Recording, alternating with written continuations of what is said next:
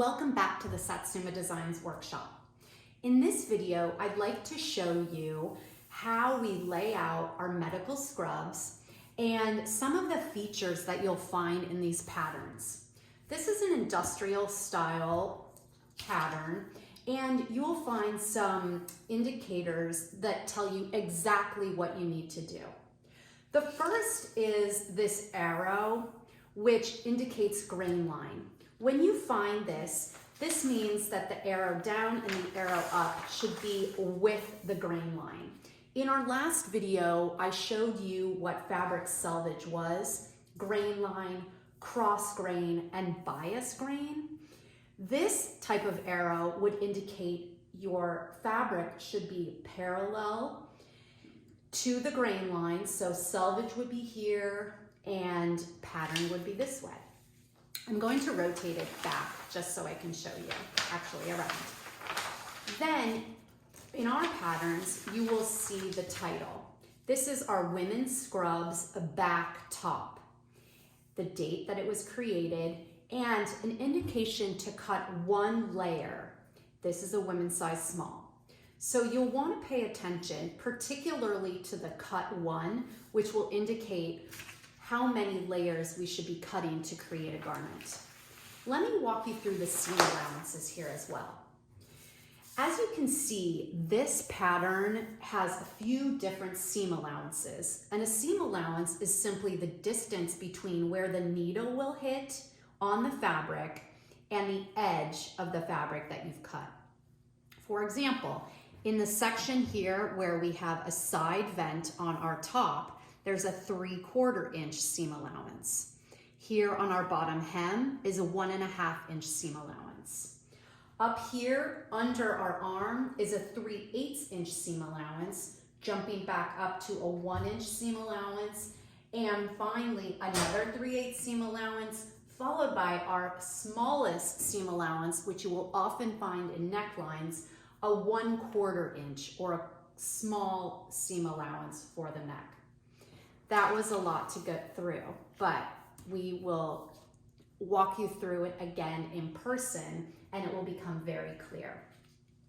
Now, on this women's scrub back top, there's just one other piece, and that is this neck tape, cut one, size small, so we know it corresponds. Essentially, this will be a soft piece of fabric that will be sewn along the neckline, folded, and top stitched again. That is the back. Let me show you the front, as it has a few more elements that I'd like to introduce. For our women's scrub front top, we will cut one layer as well. You will see some instructions, roll twice with a 3/4 inch finished seam. That would correspond with the back as well.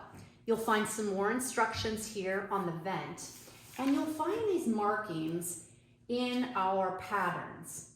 These little lines and these holes are notches of two different kinds.